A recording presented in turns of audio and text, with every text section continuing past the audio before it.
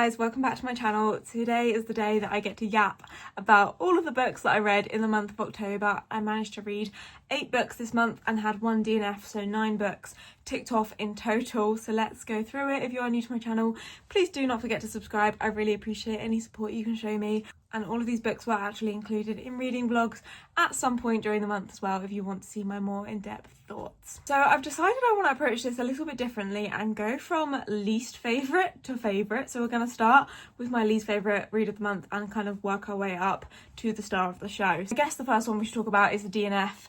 I actually DNF'd Addicted for Now by Krista and Becca Ritchie, which I was really disappointed about because I enjoyed the first one in this series. The second one was a novella and I thought it was okay, but the third one I just couldn't get through. So I actually included this in a vlog of trying to continue series that I was in the middle of, and I just couldn't get through this, so I DNF'd it about 35 to 40% through. And this one's following Lily and Lo when Lily is still trying to get over her addiction and Lo has just come out of rehab for being an alcoholic, and basically them trying to help each other not fall back into patterns. I just found it a little bit repetitive and I just wasn't wanting to pick up this book, so I DNF'd it and I'm happy with that decision.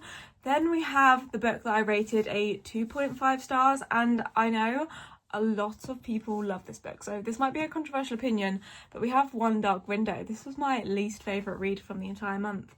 I rated this a 2.5 stars, so it wasn't the worst book in the world, and there were definitely parts that I did enjoy. It feels like such a long time since I actually read this book because I read this right at the start of the month. I'm absolutely boiling. I need to take this off. I am dying in here. I actually cannot even remember what the plot of this was. I know there was a girl called Elsbeth Spindle and she had this nightmare in her head, and there were these tarot cards that you could get magic from, and there was this illness that the children had, and if the children had this illness they had to be killed because they would inherit these like powers from catching the illness. And Elsbeth had the illness when she was younger and managed to avoid being caught basically, and she doesn't think that she's got any powers from it, but the power is actually the nightmare in her head. Obviously there's a lot more to this book, there's a romance in it too, but I just didn't love this. I don't think I love super eerie dark books sometimes, like the vibes of this was just not for me, so a 2.5 for that one. Then on a similar note on this like dark eerie vibes one, my second to least favourite was actually Phantasma, and I actually just finished reading this. I do think this was better than One Dark Window, a lot better. I rated this a 3.5 stars. So this was not a bad book and I didn't not enjoy it. I did enjoy it a lot at points, but it still was kind of the middle of the road for me. This one is very similar to Caraval, basically an adult version of Caraval. Following 2 sisters, their mum passes away and then they have some debt that they were kind of left with after their mum passing. So they both enter into this competition of Phantasma to try and, I think the prize of this was like 1 wish from the devil or something. I really did enjoy the romance in this with Blackwell and Ophelia. That was my favourite part of this book. The trials I could kind of take or leave. They were focused on the 9 levels of hell. There was a lot of spice in this book at really random times as well, so I wouldn't not recommend this book, but I also wouldn't be like the first one to recommend it. So those are the 2 that I was kind of like about this month. Then we move on to One Last Stop by Casey McQuiston. See, I also rated this a 3.5 stars, but I feel like the difference of rating, like they both technically have the same rating, but I would say I preferred One Last Stop, to be honest, because I feel like this one I was pleasantly surprised with and it was kind of just like quite sweet, quite good, quite wholesome. This one I was a little bit disappointed with, so it kind of feels different to me. But One Last Stop, you're following Jane and August, and this is a time travel romance set in New York, and it also is sapphic, so it was just really sweet. Jane is displaced in time from the 1970s, stuck on the New York subway like route, and she cannot leave this train, and they basically have to try and figure out a way to save Jane and get her back into time. It was a lot of magical realism. It was just really sweet. The found family in this was good. It was a very inclusive book and I had a fun time with this one, so this one was middle of the road, 3.5 for me as well.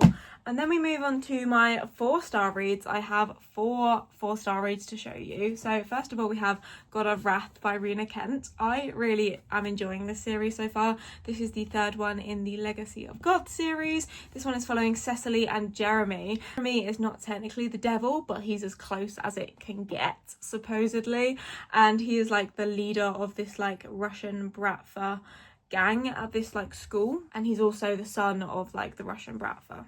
And Cecily has some of her own fantasies that she's wanting to play out, and that's kind of how they meet. And this book was just really fun. I think Jeremy definitely is like coming across as like a complete no emotions guy, but some of the stuff he does was really cute. Like he knew exactly how many freckles she had on her face because he'd single-handedly counted each one. So it was a funny book. It was a fun time. So that one was a 4 stars. Then we move on to The Traitor Queen by Danielle L. Jensen. This was also a 4 stars for me. I'm really enjoying this series and I want to try and get to the 3rd book maybe in November. The Inadequate Heir is the next series. This is the end of Lara and Aaron's stories. This is the 2nd book to the Bridge Kingdom. The politics in this world were really complex and intense and really well thought out. I've never read a book with so much like political intrigue. It was also quite a short one, so really easy to fly through, and I just had a good time with this one. I think their romance developed and it left it in a really good spot. I think they were both in an impossible situation where they're both fully in their rights to feel the way they do, and it kind of starts with a bit of conflict from the last book. So yeah, I really enjoyed this one and I would recommend that series as a whole. The next book I read, which was also a 4 stars, was Pretty Girls by Karen Slaughter. This one I think I just said was like a solid thriller. Quite a long one. It was like 530 pages, but it didn't feel that long. Like it was really good and I was in this story. This book's following 2 sisters, and a long time ago they had a 3rd sister, but she was kind of kidnapped and they never found out what happened to her. Now there is a similar situation where another girl has gone missing and something about it is kind of hauntingly similar, and they're trying to figure out what actually happened to their sister and kind of bringing that case back up because it's linked to some things that are happening now. I would recommend this if you enjoy thrillers. And then the last book I rated 4 stars was actually one of my most recent reads. I don't have the physical copy of this one, but it is Soul Searching by Lila Sage.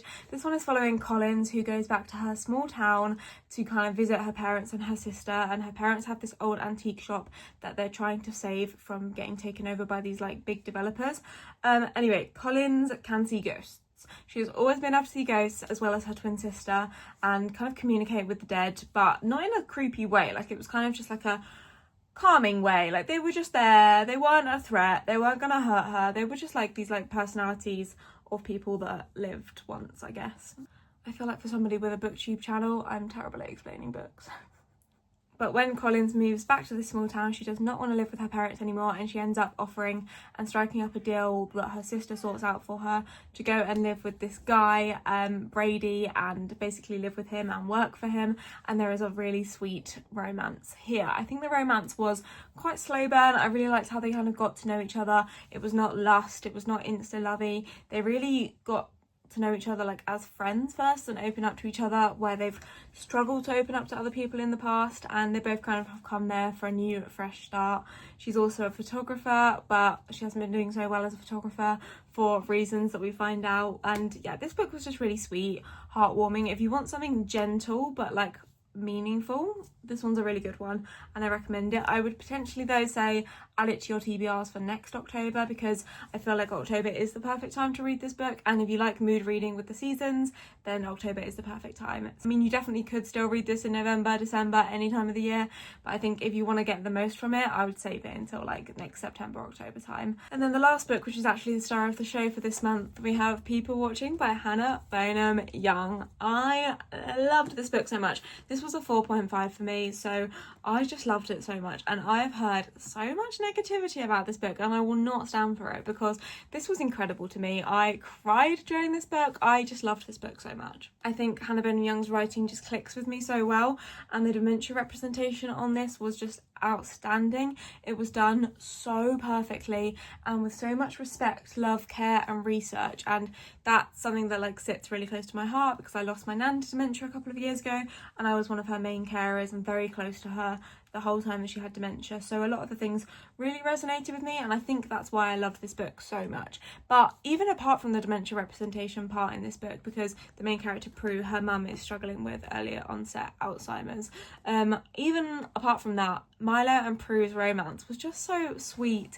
Like they made so much space for each other, and I just thought it was just so sweet. It was perfect for this time of year as well. It was set in this like small town, which was definitely like all autumnal. I mean, literally look at this book cover. It was exactly this vibe. I loved this book so dearly, and this is definitely my second favourite Hannah Bonham Young book now after Out on a Limb. So I will not accept any slander for this book. I loved it so much, and I guess that is the beautiful thing about reading, is that certain things that in some books will like hit me harder than anyone else, I guess, and there's some books I'm sure other people love that I don't love, so that's definitely the case. I mean, I know so many people that love One Dark Window, and that's just my reading taste, so let me know if you've read People Watching, please, and let me know what you thought of it, because I would love to hear some other people enjoying it, to be honest, and let me know if you've read any of these books, because yeah, love to know your thoughts. That was my October reading wrap up and all of the books that I read in October. I really hope you enjoyed, and don't forget to subscribe. I will see you in my next video. Bye guys.